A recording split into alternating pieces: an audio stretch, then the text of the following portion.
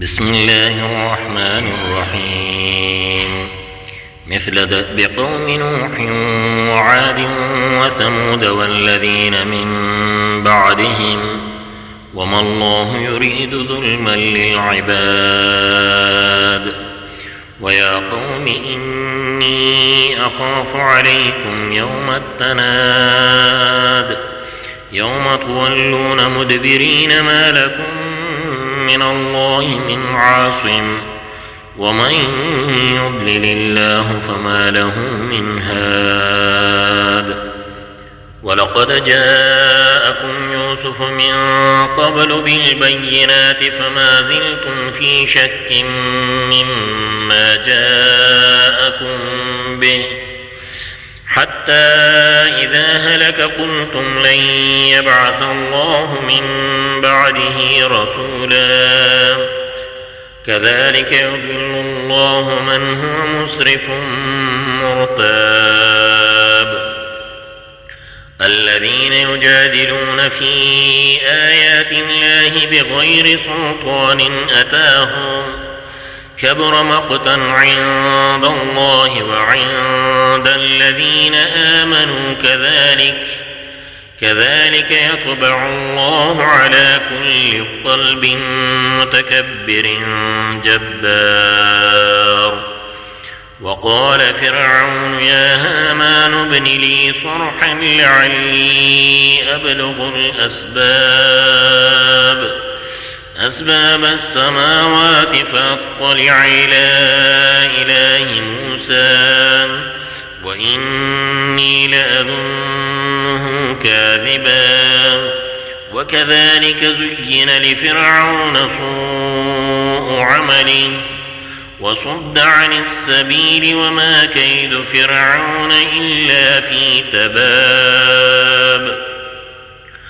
وقال الذي آمن يا قوم اتبعون أهدكم سبيل الرشاد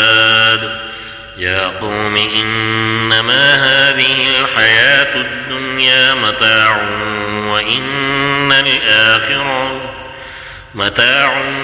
وإن الآخرة هي دار القرار من عمل سيئة فلا يجزى إلا مثلها ومن عمل صالحا من ذكر أو أنثى وهو مؤمن فأولئك يدخلون الجنة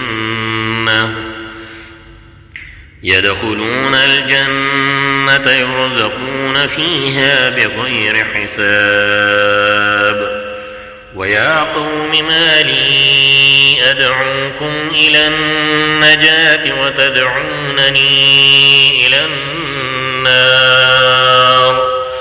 تدعونني لأكفر بالله وأشرك به ما ليس لي به علم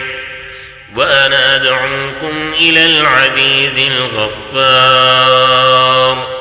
لا جرم أن ما تدعونني إليه ليس له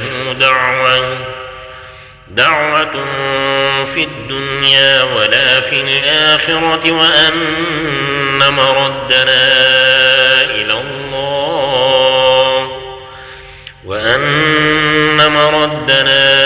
إلى الله وأن المسرفين هم أصحاب النار فستذكرون ما أقول لكم وأفوض أمري إلى الله إن الله بصير بالعباد فوقاه الله سيئات ما مكروا وحاق بآل فرعون سوء العذاب النار يعرضون عليها غدوا وعشيا ويوم تقوم الساعة أدخلوا آل فرعون أشد العذاب وإذ يتحاجون في النار فيقول الضعفاء للذين استكبروا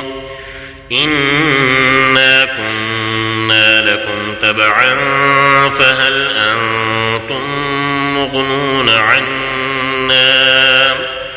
مغنون عنا نصيبا من النار قال الذين استكبروا إنا كل فيها إن الله قد حكم بين العباد وقال